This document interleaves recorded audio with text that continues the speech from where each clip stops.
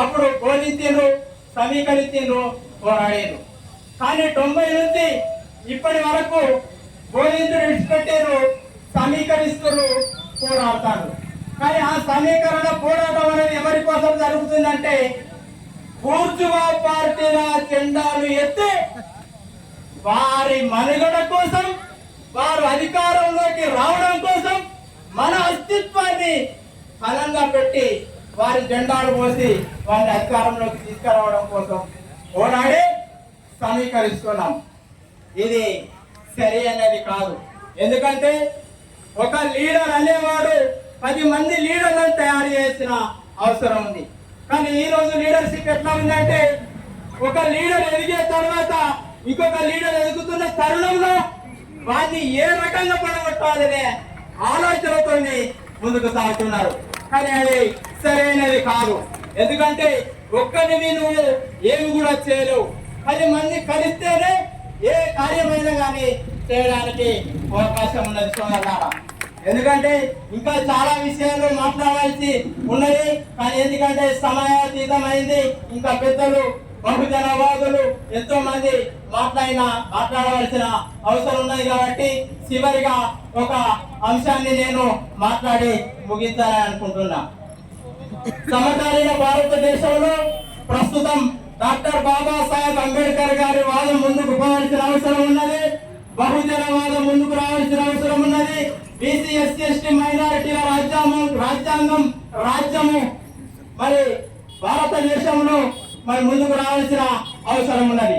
దానికోసం ప్రతి ఒక్కరు 85% ఉన్న బీసీ ఎస్సీ ఎస్టీ మైనారిటీ వర్గాలంతా ఏకమై ఢిల్లీలో ఎర్రకోట మీద రాజ్యాంగ ప్రకారము బాబాసాహెబ్ అంబేద్కర్ గారి ఆలోచన విధానం ప్రకారము నీలి జెండా ఎగిరినాడే భారతదేశంలో అణగారిన వర్గాల ప్రజల పరిస్థితి కానీ, ఈ మన చిన్న వర్గాల వారి పరిస్థితి కానీ ఒక రకమైన మరి మన మనుగడ అస్తిత్వాన్ని మరి సంతరించుకోవాల్సిన అవసరం కోసము ప్రతి ఒక్కరూ ముందుకు రావాల్సిన అవసరం ఉన్నది.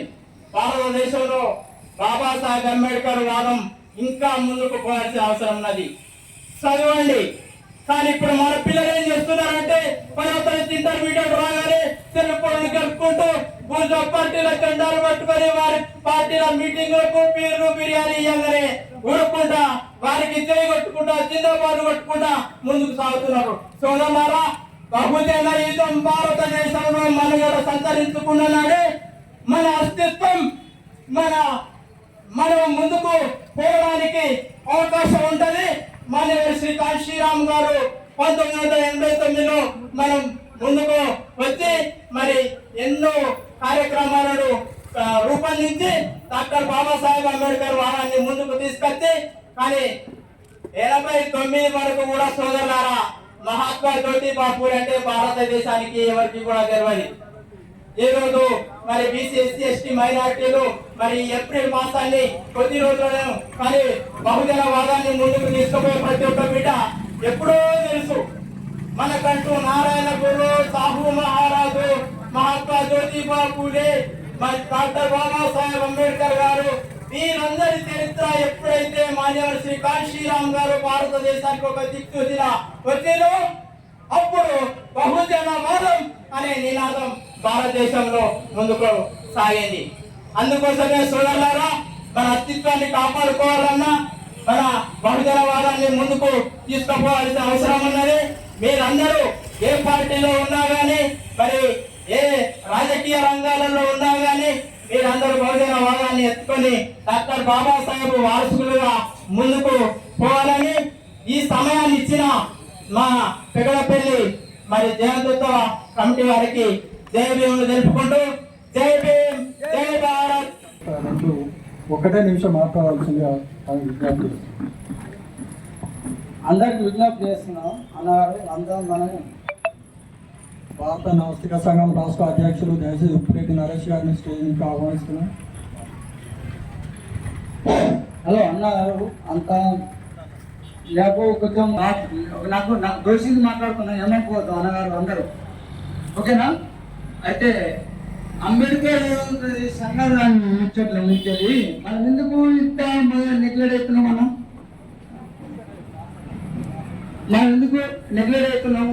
కొద్దిగా మీరు ఆలోచించాలా అన్న?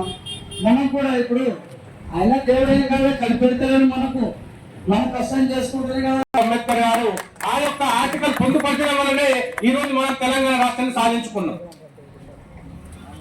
అట్లాగే మన మండలాలు, కొత్త మండలాలు ఏర్పడ్డాయి, జిల్లాలు ఏర్పడ్డాయి, సంబంధించిన అధికారులు ఏర్పడ్డారు. గవర్నమెంట్లు మారినా పోయినా ఉన్నప్పటికీ ఈ దేశంలో, ఈ రాష్ట్రంలో బడుగు బలహీన వర్గాలకు సంబంధించి అసెంబ్లీలో కానీ, పార్లమెంట్ లో కానీ ఎస్సీ ఎస్టీ మైనార్టీల కోసం మేము ఇది చేస్తాం, అది చేస్తాం కొట్లాడుతున్నాం. కానీ ఈ ఎస్సీ ఎస్టీ మైనార్టీలకు సంబంధించినటువంటి అభివృద్ధి ఫలాలు గ్రామ స్థాయికి చేరి, కింది స్థాయికి, క్షేత్ర స్థాయికి చేరి పని చేస్తున్నాము అంటే అది ఓన్లీ తెలంగాణ గవర్నమెంట్ లో జరిగింది. ఈ గవర్నమెంట్ లో జరుగుతుందా, జరుగుతలేదా ఏడాది అర్థమవుతుంది, ఇప్పుడు చెప్తలేదు.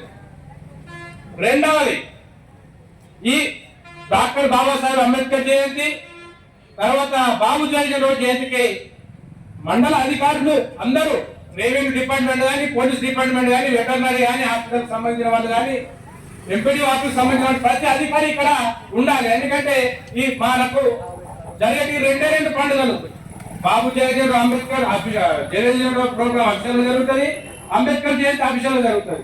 మరి ఇక్కడ ఏమన్నా విన్నపాలు విన్నవించుకోవాలనుకున్నా కానీ మరి అధికారులు ఉన్నారా, అందరూ ప్రజెంట్ ఉన్నారా లేదో తెలియదు. లేకపోతే వాళ్ళు వచ్చి ఇక్కడ ఉండాలి. మరొకటి విషయం ఏమిటి అంటే, అన్న సామాన్య గారు జడ్పీటీసీగా ఉన్నప్పుడు, వసంత సామాన్య గారు జడ్పీటీసీ ఉన్నప్పుడు అంబేద్కర్ ఆఫీసు కేంద్రంలో, పేడపల్లి నడి కేంద్రంలో ఉంటది అని చెప్తారు.